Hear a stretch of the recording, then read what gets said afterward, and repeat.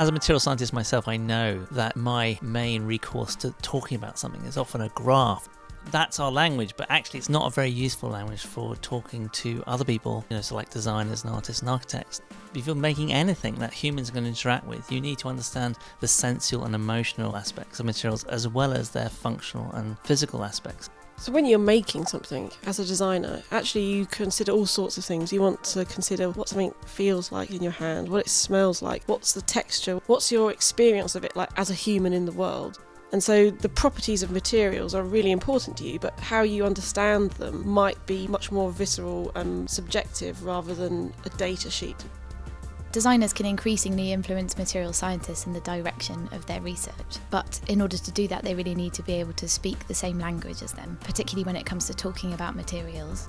For example, in the Light.touch.matters project, we have 8 design SMEs that have an opportunity to influence the direction of the research of material scientists working on piezoelectric polymers and organic LEDs.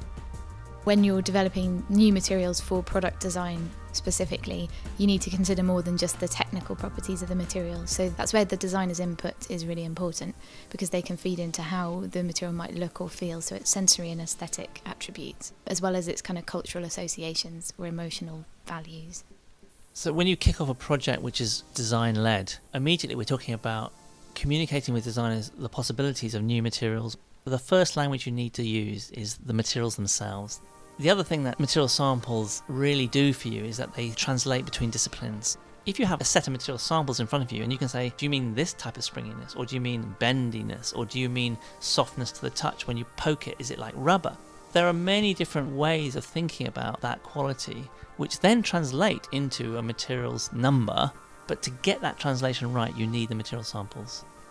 With Light.touch.matters, we were faced with the problem of material scientists and designers trying to develop materials and designs at the same time. So you have designers trying to come up with ideas of what to do with a material that doesn't exist yet. That's obviously problematic if you're saying designers need to have a hands-on experience with the material to fully understand its potential. One thing that we did as a consortium was to develop analogous technologies to use existing off-the-shelf things like electroluminescent strips with a flex sensor on the back that would mimic the way in which a piezoelectric polymer and OLED combination would work. It's not a perfect simulation of how a piezo works, but it did the job really, and it got designers to understand that the piezoelectric and OLED combination works because of deformation rather than as a kind of push button.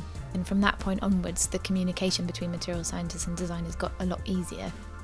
If you start off a project surrounded by materials, and not even materials that look like they'd be vaguely useful, but actually the point is that they represent certain aspects of materials' qualities which you may want to imitate. They may not be the right materials, you may want to invent a material, and the whole conversation changes. And it's those changes in conversation, those revelationary moments that you only get because you're surrounded by materials and you couldn't have known which ones you needed in the room to start with in order to have that idea. In the Light.touch.matters project, we were trying to see if we could draw on this history we have of making isomorphic objects to make something that would communicate specific material properties that the members of this project were struggling to communicate. So flexibility, opacity, light play, with a kind of end product in mind. We developed this set of objects, I suppose as a kind of foil to try and get people to talk.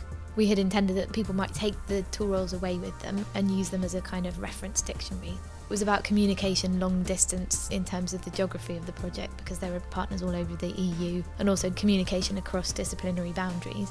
The idea was that each partner would take one of these tool rolls with them and they'd be able to talk over the phone and say, well, the material I want is actually closest to number 1 in the flexibility or stiffness tool roll. The physical sets didn't necessarily encourage the conversations we thought they would encourage, but it kickstarted a much more frank discussion, I think, about what was possible and what wasn't possible with the material that was being made. It's really important from our point of view that people get a chance to play with materials and just fiddle with them and touch them and squidge them and smell them. We developed a form of speed dating with materials where we just threw people into an encounter with something they'd never come across before.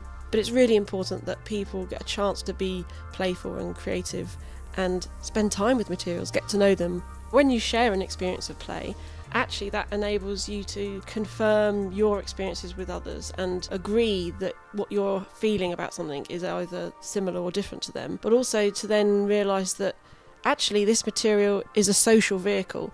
This object is enabling a different type of conversation. It's enabling us to now appreciate something that we hadn't thought about before because it's physically present.